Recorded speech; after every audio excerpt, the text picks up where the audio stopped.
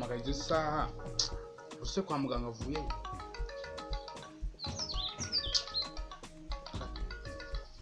yego sheri uraje kwa muganga nawe utebutse ntabwo bagufasha ikizamini se onyera usobanuze yewe muganga izi saha ntabwo ndi mu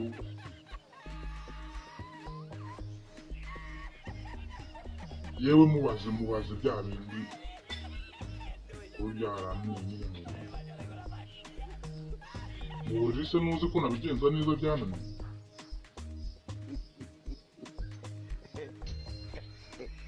turi kumwe babwire yo kuvuga umugabo wawe ari mu kazi kandi akora n'injoro zibona amanywa utapfa kuboneka nyine nawe wagira amakuru babikubwiraho uze kuntunganiriza n'injoro nyine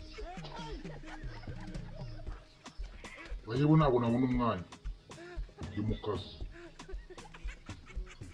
urugo se wasizeyo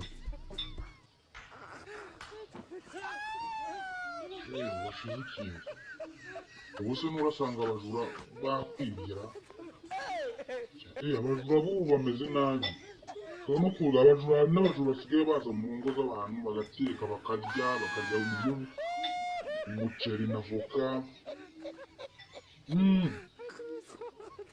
akaza ataje kwiba akamena urugi agakingura akarya neza n'umutuzo mwiza agateka nka nyir'urugo sawa amara njye ndimo ndakeka umujura mu ushatse wataha weri nawe reka sawa reka murakazi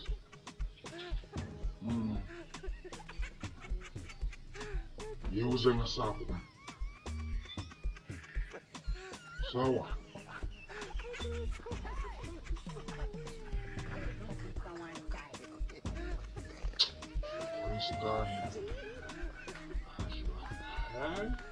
sanga nyipfura y'ibiryo ingana gutya mana yanjye irakatanye kwisa mu rugo rwanjye se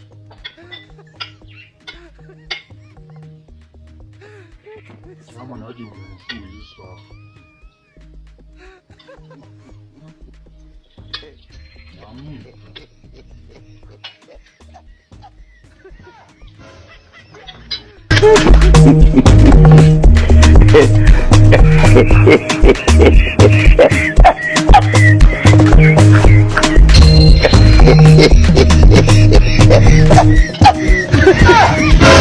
Yeah.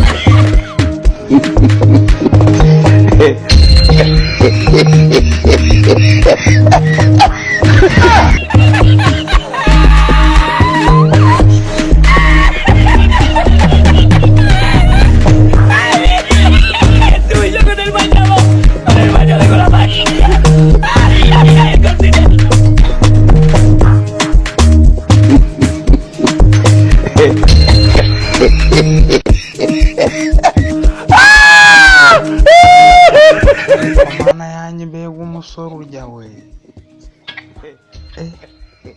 Uruhande umuhoro igihugu gifite abantu nk'aba we, cyaba gifite ibibazo. Ntabwo ari uwo guhahirwa, ni uwo guhingirwa. Nk'abantu mugabanya inda yazubaka igihugu koko, aho ugiteza imbere yagiteza inyuma. Mugabanye igifu. Reba none ahantu utangarije umuhoro ku ruhande gusa gihe none nk'abantu hanze turebe. Umuhoro n'umuntu aramutse aje rero ikirenge we, reba uko angana n'ikarya. Rero uturyo gusa agiye gusigaza kaze turebe. Wagiye gusigaza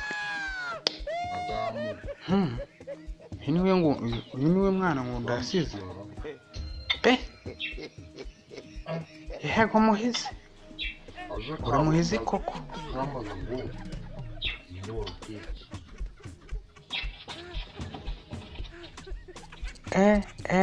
Ko nira warushye. Mana y'Aburahamu we, yashaka umugore arya gutya. Umusuye arwubaka rukabaho. Uru Rwanda ntirwamara kabiri. Aba ni ba bagabo bajya bavuga bateka inyama, ajya guhaha inyama akaziha umugore, bakazikeba bari kumwe, bakazikeka. Ndabona hari umuntu uri kumusura wenda umugore we. Dore inkuru y'umugabo yaguye umugore we yaje. Burya ngo ari kwa muganga none aramubwira ngo atebutseyo. Ko yowe azafatwe. Kirafashwe kino kigabo. Yaje ihura n'ibibazo umugore agifate kandi icyambaye kiko kiri mu kazi. Rero ko kibiranganye mu nzu. Umugore aze bahanganire mu nzu.